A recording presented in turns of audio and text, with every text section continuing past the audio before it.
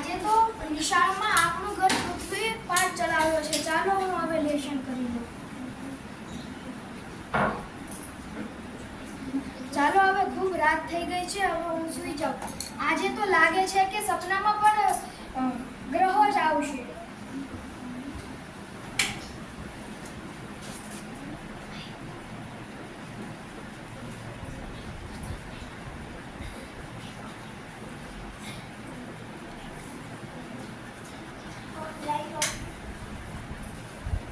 અરે તમે બધા કોણ છો? અમે સૌર પરિવારના ગ્રહો છીએ. અમને અમારા ક્રમ નથી ખબર.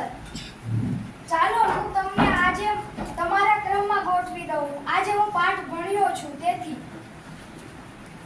સૌથી પહેલા સૂર્ય આવશે, કારણ કે તે સૌરમંડળમાં સૌથી મોટો તારો છે.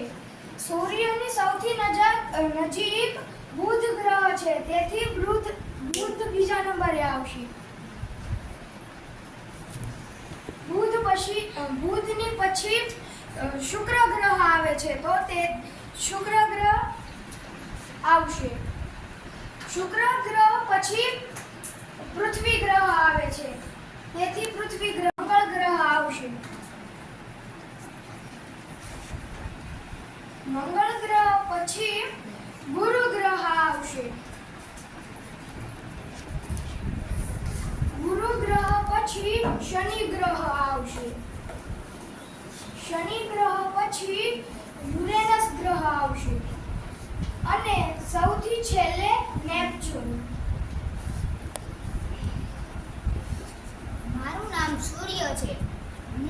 હું સૌર પરિવારમાં સૌથી મોટો તારો છું. હું બુધ ગ્રહ છું. હું સૂર્યથી સૌથી નજીકનો ગ્રહ છું. હું પીળા સફેદતા રંગનો છું. મારામાં વાતાવરણ અને વાયુ નથી. હું ગ્રહ શુક્ર ગ્રહ છું. હું સૂર્યથી થોડોક જ નજીક છું.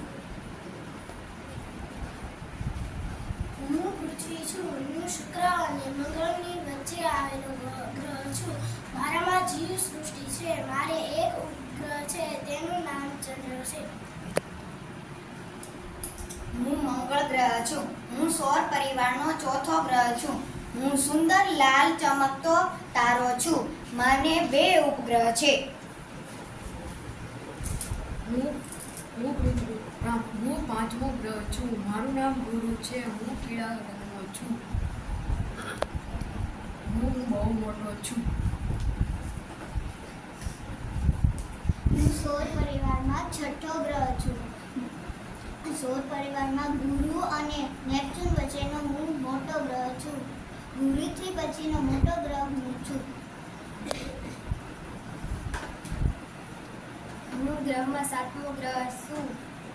પૃથ્વીથી એટલો દૂર છું કે સામાન્ય દૂરબીનથી પણ